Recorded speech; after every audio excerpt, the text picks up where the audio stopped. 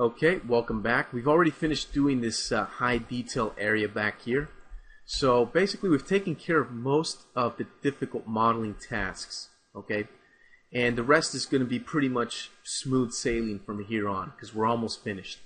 What I'm going to do is open up my Explorer view here, and I'm going to start to unhide and organize a little bit of this stuff. The rear metal fold, I'm going to unhide that because I'm going to need that right now. And, well, I'll leave the rest hidden. I don't exactly need it at this very moment.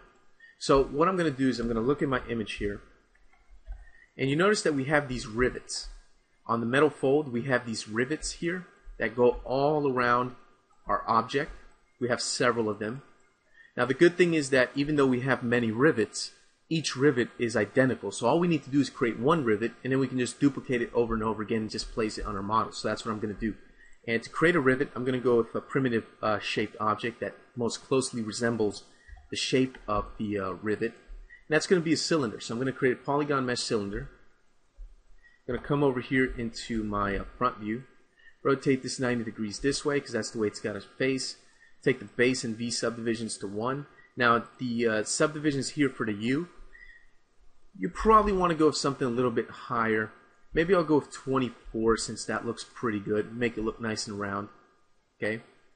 And I'm going to go ahead and close that PPG. I'm going to bring this out like so.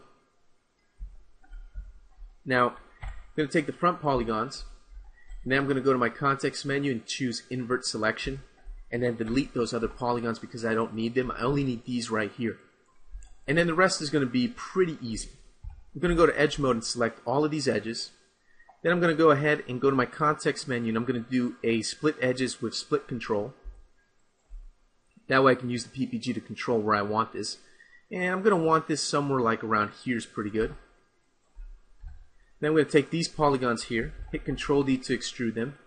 I'm going to push them in a little bit like so. Now I'm going to scale them down in here like this just a bit, something like that.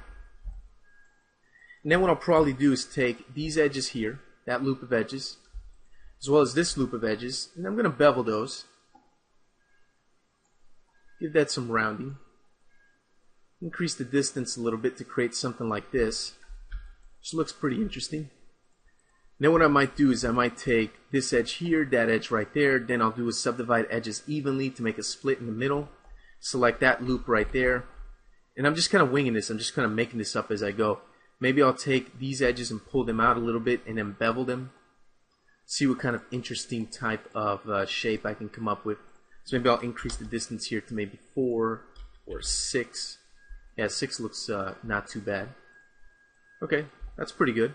So we end up with a shape like that. Then what I'm going to do is take the border edges, those blue edges, hit Control D to extrude them, and pull them back to give this thing a little bit of depth. Okay.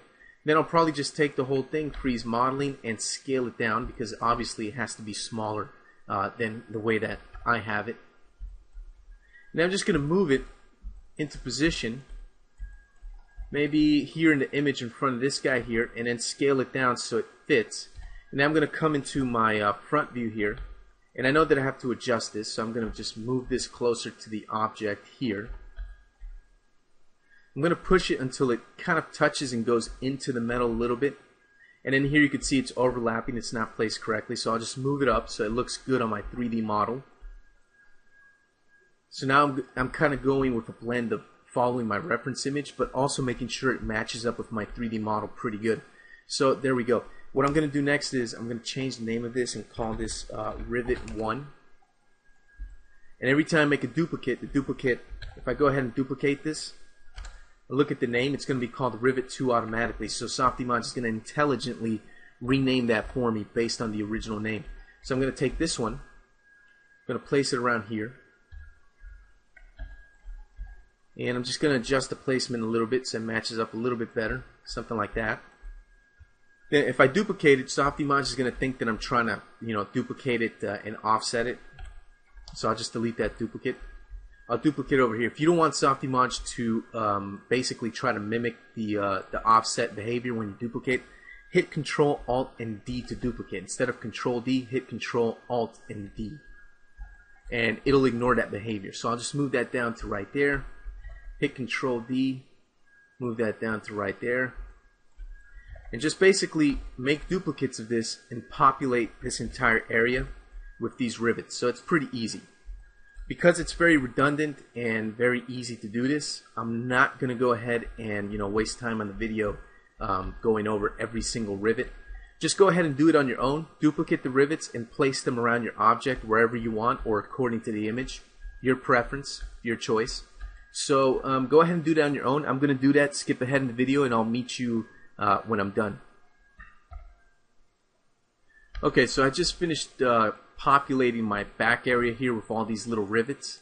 Now what I did, I also created rivets and placed them according to the image, my reference image, all over the back panel area. So I created rivets of different sizes just by scaling it up and down. I was able to create rivets of different sizes, and then I positioned them all over the model back here just to add more detail and things, which obviously looks more interesting.